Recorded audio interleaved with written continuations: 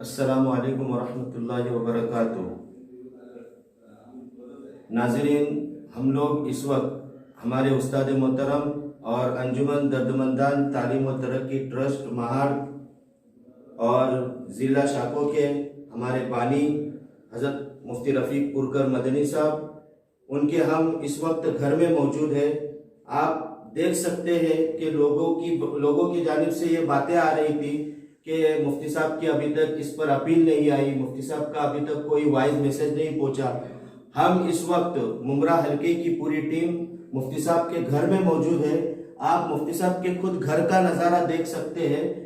मैं ये बताते हुए मुझे बहुत अफसोस हो रहा है कि पूरा जो एक मंजिला है वो मुफ्ती साहब के घर में पूरा पानी भरा हुआ था, और इस वक्त हम घर में मौजूद है तो आप फर्श पे भी देख सकते हैं कि ये इस वक्त कितना कीचड़ है और कितना ये घर की खस्ता हाल हो चुकी है।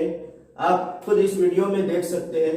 मुफ्ती साहब भी खुद इस वक्त हमारे साथ में मौजूद है।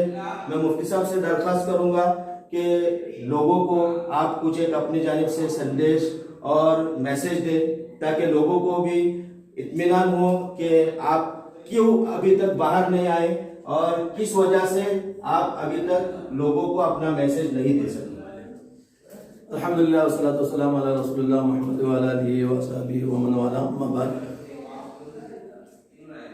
कज़ा व क़दर से कि जो सैलाब का मामला इलाके में पेश आया, इतना सैलाब कि जिसकी वजह से बहुत सारे मकानात मुकम्मल पानी में डूब गए थे। एक मंजिल पर पानी था और उसकी वजह से फिर राब्ते के जितने भी वसाइल थे वे सब मुनक़ते हो चुके हैं। अभी तक नेटवर्क नहीं है। अल्हम्दुलिल्लाह इसके बावजूद भी हमारा अपना अमला अंजुमन दर्दमंदान तालीम व तरक्की ट्रस्ट का जो अमला है वो खिदमत में लगा हुआ है। चूँकि यहाँ इन हालात के पेश नज़र हम आपको जो है कुछ मैसेज नहीं दे सके। एक तो नेटवर्क नहीं है, उसके अलावा फिर ये सब हमामे का मसला, लोगों के पास जो है मुलाकातों के लिए जा रहे हैं, जायज़े के लिए, मुआयने के लिए, लोगों को दिलासा दिलाने के लिए जा रहे हैं। तो हम अल्लाह का शुक्र अदा कर रहे हैं कि अल्लाह ताला ने जानी नुकसान से हिफाजत की। लोगों का माली नुकसान बहुत ज़्यादा हुआ है। बस आप दुआ कीजिए अल्लाह तबारक व तआला उसका नेमुल बदल अता फरमाए। हम आपकी